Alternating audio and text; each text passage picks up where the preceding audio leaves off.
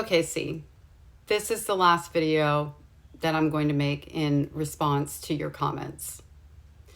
And the fact that I haven't deleted any of your comments as of yet, considering how incredibly rude you've been, not just to me, but to the sibling survivors who are standing up for me and themselves, is nothing short of a miracle. And the fact that I hadn't read through them all as carefully as I have now.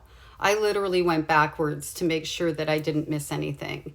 And so I'm going to leave the comments that are standing unless a survivor out there says that it's triggering for them, in which case I will remove your comment right away, because I really want to make sure this continues to be a safe space.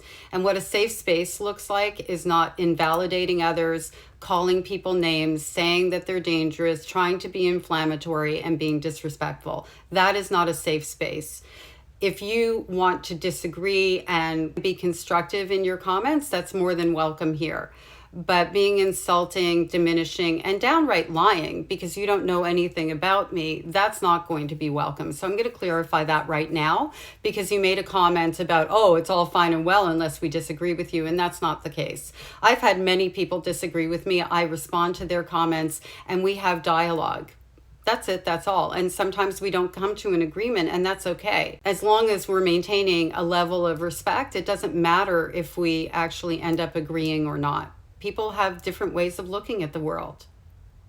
But for you to sit here and say that what I'm doing is dysfunctional, does that mean living in silence, not talking about my past, which apparently, according to your comments, which I'll include at the end of this video, I should just get over the past. It was 30 years ago. Why am I still talking about it? And you went down that whole path. You called me a gaslighter, a manipulator, said I was dangerous, and that I shouldn't be leading people. And by the way, my name is Marnie, not Marner. How am I manipulating anybody by sharing what I went through in my life? How am I harming anybody by sharing my story when every single person on the planet has the power to scroll on by butterfly? So how is it exactly that I'm dangerous when I share my story? Is it because I'm no contact with my abusers? Is that considered dangerous? I wonder. I never tell people to go no contact. I share my experience with it. Each person has to make their way in this world and make their own decisions for what works best for them. So how am I dangerous? And how isn't it dysfunctional to go after a survivor of abuse and try to silence them? Do you know why the dysfunction existed in the first place? The abuse existed and continued in the first place? Do you understand? Because in narcissistic family systems, all the people who are not the scapegoats work together to throw the scapegoat under the bus and carry on the abuse so that they don't have to look at and fix their lives. And as long as that scapegoat is silent, that abuse continues. When we find our voice, it's so funny how those very same people will say, oh, that Marnie, like there's something wrong with her now. Like, is she thinking sensibly? As soon as we start going, oh, I don't want to be a part of this anymore if you can't respect my boundaries. As soon as we put a boundary down, all of a sudden we're crazy-er, because we were already crazy. They were already painting us that way. But now we're off the charts. Like now starts the thing of, oh, are you okay? When we're actually thinking clearly. But hey, it's not dysfunctional to stay within that family system. It's not dysfunctional to stay in the silence. It's dysfunctional to stand up and speak out, share, and give people a safe space to heal together. Where are you basing your opinions? Like, where is this coming from? I'm hoping that you will comment back something that's constructive and give me examples of where it is I'm gaslighting, manipulating, and dangerous in a constructive manner. I'm looking for fact here. How is it functional to just get over it and leave the past in the past rather than working through trauma? How is that? How does that even make sense? In one of your comments, you also said that you would never, ever allow a child to be abused, something to that effect. I'm paraphrasing. It will be at the end of the video because I can't remember every word you said. So I want to make sure that I'm fact-based here. I think you said I wasn't honest. So I'm about to push back on that too, with evidence to back up what we're talking about here. But how is it that you would sit here and say that you would never allow abuse?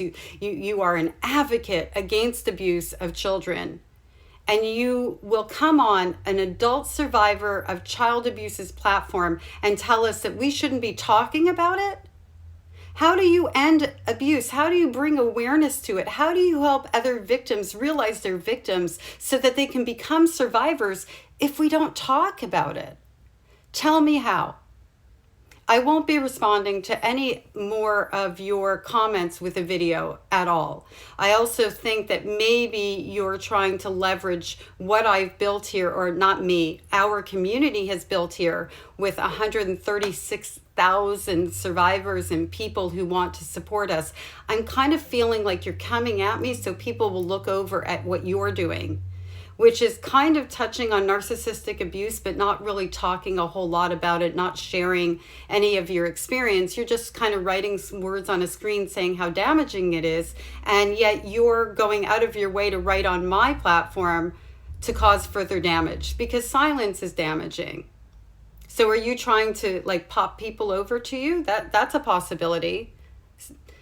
Let me tell you how that works. It works for a hot minute. People will look. They might watch some videos, you'll get a little bit of a boost. That's about it.